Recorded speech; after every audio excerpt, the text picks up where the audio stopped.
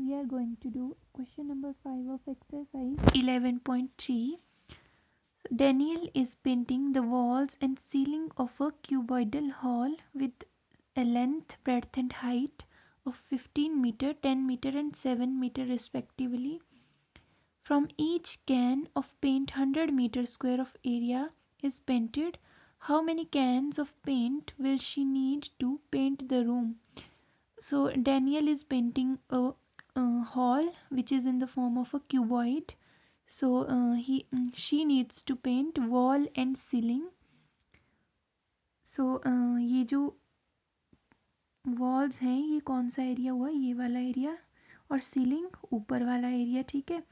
तो cuboidal box में उसने, सपोज करो ये क्यूबॉइडल बॉक्स है, ठीक है, ये हॉल को एक बॉक्स के तरह सपोज करो। तो उस जो बॉक्स है या हॉल है जो, उसमें उसने सिर्फ वॉल्स को पेंट करना है और सीलिंग को पेंट करना है। सीलिंग होता है छत, ठीक है, छत को भी पेंट करना है, लेकिन उसने फ्लोर को पेंट नहीं करना है, ठीक है। तो फ्लोर का जो एरिया है वो नहीं करना है हमने काउंट, ठीक है। तो firstly we need to find the area that she need to paint when she is painting the walls and ceiling of the hall.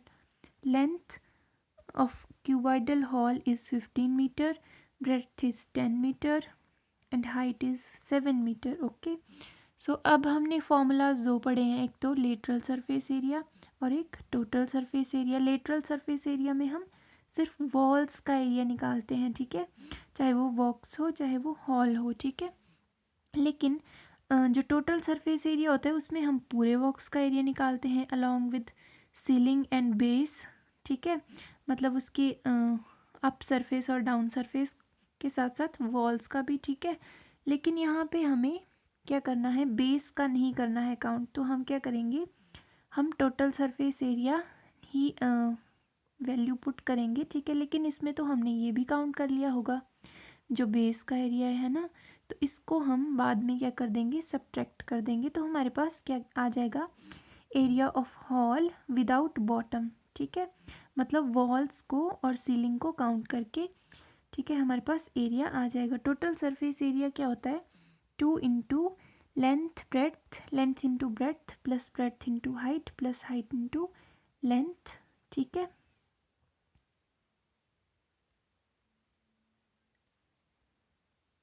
और देखो बेस का एरिया, क्योंकि ये लेंथ है, ये ब्रेड्थ है, ठीक है, और ये हाइट है, तो बेस किससे बना हुआ है, लेंथ और ब्रेड्थ से बना हुआ है ना बेस। तो ये बेसिकली एक रेक्टेंगुलर शेप में है, ठीक है। यहाँ पे थोड़ा सा टिल्ट करके इसलिए दिखाया हुआ है ताकि आपको सारे वॉल्स दिख जाएं, लेकिन ये होगा बिल्कुल स्ट्रेट, जैसे आप स्ट्रेट रूम इमेजिन कर लो, ठीक है। तो इसका एरिया कितना आ जाएगा, इसका एरिया आ जाएगा इनके साइड्स को मल्टीप्लाई करके, ठीक है, तो 15 इंटू 10 को मल्टीप्लाई करके जो बेस का एरिया है वो आ जाएगा। तो अब हम वैल्यूज़ पुट करके सिर्फ कैलकुलेशन करेंगे। तो 2 into length into breadth, length क्या है 15 और ब्रेड्थ है 10, plus breadth into height 10 into 7 plus 7 into 15, height into length and minus L B, क्योंकि ये लेंथ है और ये ब्रेड्थ है इसीलिए एल बी यहाँ पे किया हुआ है, लेंथ इंटू ब्रेड्थ, तो 15 इंटू 10। अब हम मल्टीप्लिकेशन कर लेंगे, 15 10 जा 150, 10 7 जा 70, 15 7 जा 105 और 15 10 जा 150। जो ब्रैकेट के अंदर टर्म्स हैं उन सबको हम प्लस कर लेंगे, तो क्या आएगा प्लस करके 325। 325 को अब हम 2 से मल्टीप्लाई कर देंगे और हमारे पास आ जाएगा 650। एंड लास्ट स्टेप में हम इसको माइनस कर देंगे 150 को 650 से, हमारे पास आएगा 500 मीटर स्क्वायर, ठीक है। अब हमारे क्वेश्चन में बोला है कि एक कैन है, ठीक है, उसमें जितना पेंट आता है उससे 100 मीटर स्क्वायर का एरिया पेंट हो जाता है, ठीक है। तो हम वही लिखेंगे 100 metre square area can be painted with 1 can, ठीक है। लेकिन हमारे पास एरिया है कितना, 500 मीटर स्क्वायर है ना जिसको हमने पेंट करना है। तो पहले हमें पता होना चाहिए कि 1 मीटर स्क्वायर का कितने कैन लगेंगे 1 मीटर स्क्वायर के लिए। तो जब हम यहाँ पे 1 करेंगे तो ये 100 नीचे चला जाएगा, ठीक है। अब हमने फाइंड करना है 500 के लिए, तो हम क्या कर देंगे, इस साइड 500 मल्टीप्लाई कर देंगे 1 से, ठीक है। तो 1 इंटू 500 500, और इधर भी हम सेम वही करेंगे, 500 को मल्टीप्लाई कर देंगे, ठीक है। 0 से 0 कैंसिल हो जाएंगी दोनों ज़ीरोज़। अब हमारे पास 5 जो है वो आंसर आ जाएगा। तो ये 5 क्या है, 5 कैन्स लग जाएंगे इतने एरिया को पेंट करने में, ठीक है। क्योंकि 100 के लिए 100 मीटर स्क्वायर में 1 कैन आता है, ठीक है।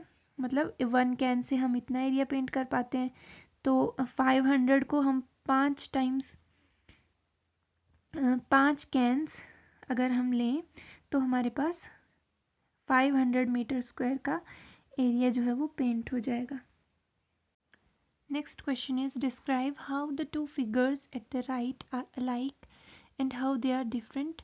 Which box has a larger lateral surface area? So we are given with a cylinder and a cube. तो अब देखो यहाँ पे कौन कौन से ये एक जैसे कैसे हैं और डिफरेंट कैसे हैं। एक तो इनकी शेप अलग है, so they are different in respect of their shape, but they are alike in respect of their height. Both have equal height 7 centimeter and 7 centimeter. Now we need to find the lateral surface area of each figure. So for cylinder we have diameter is equal to 7 centimeter. We need to find the radius. Radius is equal to diameter upon 2. So 7 upon 2 centimeter. Height is 7 centimeter. Lateral surface area of cylinder is 2 pi RH. Now we will put the values of R and H and pi in this formula. So 2 into 22 upon 7 into R. R has value 7 upon 2 into height. Value of height is 7. So we simply cut the values. 7 in 7 से cancel हो जाएगा, 2 से cancel हो जाएगा, हमारे पास 7 और 22 ही रह जाएगा। तो 22 इंटू 7 आता है 154 centimetre square. Next is a cube. So lateral surface area of cube is 4a square, means 4 into side. So here we have the side 7 centimeter. Length of each side a is equal to 7 centimeter. Lateral surface area is equal to 4a square, means 4 into side to 4 into 7 into 7. 7 7s are 49. 49 into 4, 196 centimeter square. So which one is larger among between these two?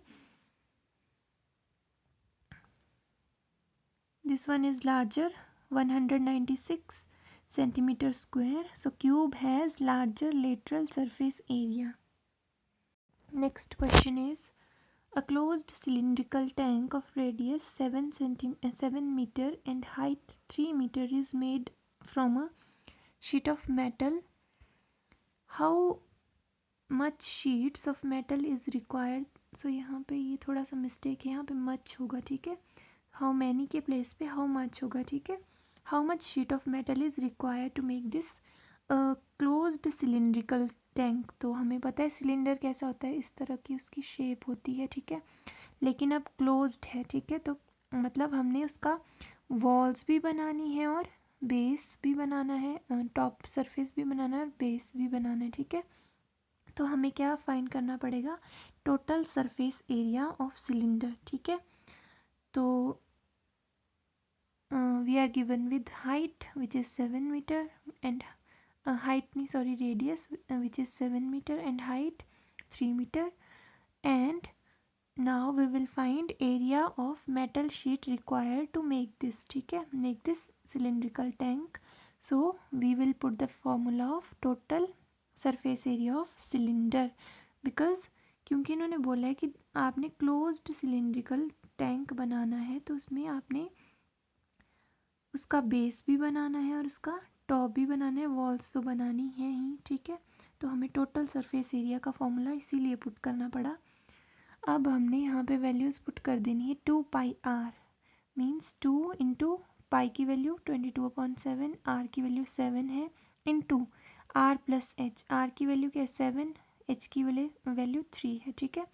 7 into 3, 7 plus 3 और ये हो जाएगा 10, ठीक है। 10 और bracket को हम convert कर लेंगे मल्टीप्लाई में। तो now 2 into 22 upon 7 into 7 upon into 10, ठीक है। अब 7 से 7 कैंसिल हो गया, 22 इंटू 2 करेंगे तो 44 आएगा। 44 को आप 10 से कर लो मल्टीप्लाई, 440 मीटर स्क्वायर हमारे पास आ जाएगा, ठीक है। तो इतना जो है वो, इतनी मेटल चाहिए, इतनी मेटल की शीट चाहिए, उसका इतना एरिया होना चाहिए, तभी हम एक सिलिंड्रिकल टैंक जो है वो बना पाएंगे, ठीक है। The lateral surface area of a hollow cylinder is 4224 centimeter square. It is cut along its height and formed a rectangular sheet of width 33 centimeter. तो इसमें क्या है, एक सिलेंडर है जिसका हमें lateral surface area, curved surface area given है, ठीक है। फिर बोला है कि उसको यहाँ से काट दिया, एक पीस यहाँ से कट लगा दिया। कट लगा के जब उसको ओपन किया तो एक क्या बन गया, रेक्टेंगुलर शीट बन गई, ठीक है। और उसकी जो विड्थ है वो हमारे पास ये आ गई 33 सेंटीमीटर, ठीक है।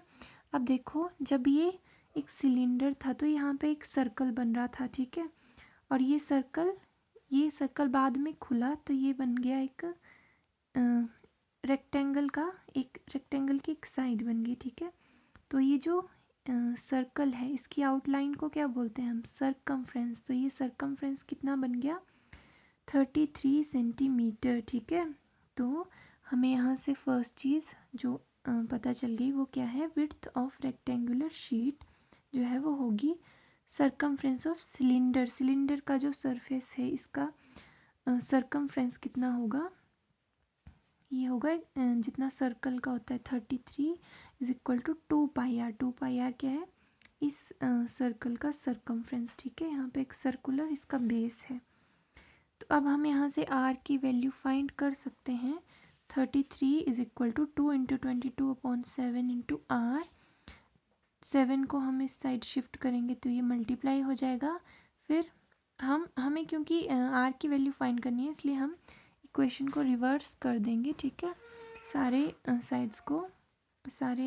दोनों साइड्स को क्या करेंगे, रिवर्स कर लेंगे, ठीक है। अब हम 22 को 2 से मल्टीप्लाई कर लेंगे, 44 आ जाएगा, ठीक है। 44 को डिवाइड कर देंगे टू राइट हैंड साइड, ठीक है, क्योंकि यहाँ पे मल्टीप्लाई हो रहा है शिफ्ट होके, ये हो जाएगा डिवाइड, ठीक है। अब 11 3 जा 33, 11 4 जा 44, तो ये यहाँ 3 और 4 कैसे आया, 11 से कट करेंगे इसको, ठीक है। 3 इंटू 7 आ जाएगा 21 और अपॉन 4 रह जाएगा, ठीक है। अब हमें लेटरल सरफेस एरिया गिवन है, ठीक है, हम उसका यूज़ करेंगे। तो लेटरल सरफेस एरिया कितना होता है, ऐसे 2 पाई आर एच होता है, ठीक है। लेकिन हमारे पास तो ये वैल्यू गिवन है कितनी, 4224, ठीक है। लेकिन हमने देखा कि हमने 2 पाई आर की वैल्यू कितनी थी हमारे पास, 33, ठीक है। तो यहाँ पे 2 पाई आर की वैल्यू तो हमें पता है कितनी, 33। हमें सिर्फ हाइट की वैल्यू फाइंड करनी है, तो इंटू एच हमने वैसे ही लिख दिया।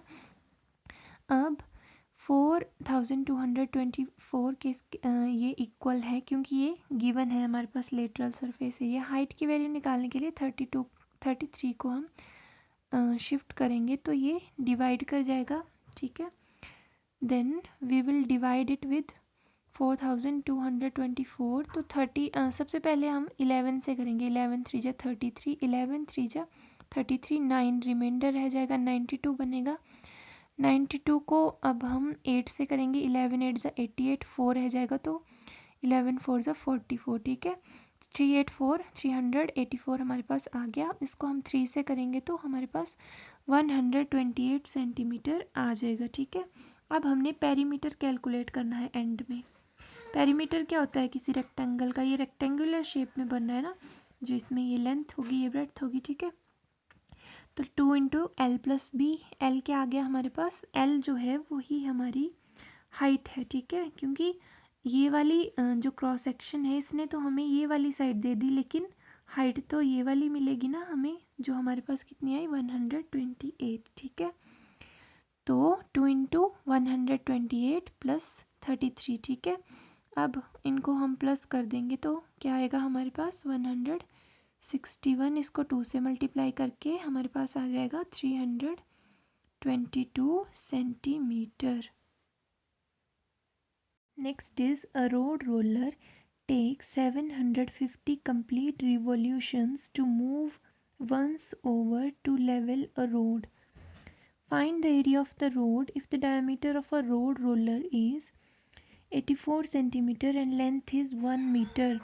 So here we have a road roller, and road roller, the tires of road roller are cylindrical shaped, ठीक है। तो यही सिलिंड्रिकल शेप जो टायर है उसका जो डायमीटर है वो 84 सेंटीमीटर गिवन है और 1 मीटर उसकी लेंथ है, मतलब 1 मीटर उसकी हाइट है, ठीक है। This is 1 metre and this is 84 centimetre. Both units are different, so we need to convert them at the end. अब देखो, जब भी क्या आपका एक टायर रोल करता है तो उसका सिर्फ कर्व्ड सरफेस एरिया ही ग्राउंड के कांटेक्ट में आता है, ठीक है। और जो उसका टॉप और बॉटम होता है वो ग्राउंड के कांटेक्ट में नहीं आता है, ठीक है। तो हमें यहाँ पे लेटरल सरफेस एरिया फाइंड करने की ज़रूरत है, ठीक है।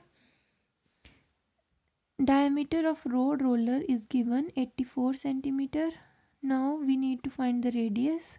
Radius is equal to diameter upon 2. 84 upon 2, इसको हम कट करेंगे तो हमारे पास 42 आएगा। लेंथ गिवन है रोड रोलर की और लेंथ को हम हाइट कंसिडर करेंगे, सो 1 मीटर है। 1 मीटर को हम सेंटीमीटर में कन्वर्ट कर लेंगे तो ये हमारे पास आएगा 1 metre is equal to 100 centimetre होता है, ठीक है।